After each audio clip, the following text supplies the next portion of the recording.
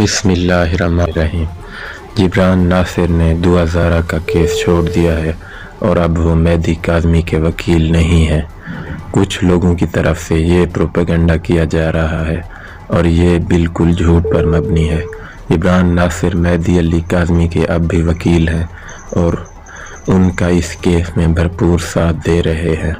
اس قسم کے پروپیگنڈے کا مقصد صرف لوگوں کو کنفیوز کرنا ہے۔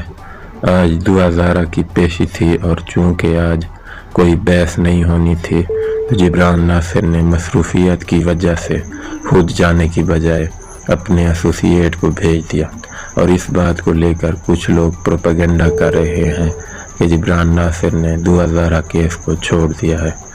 اس قسم کے پروپیگنڈوں پہ کان مت دھریں کیونکہ جبران ناصر اب بھی مہدی کاظمی کے وکیل ہیں اور اگلی پیشی پر کورٹ میں اپیئر بھی ہوں گے۔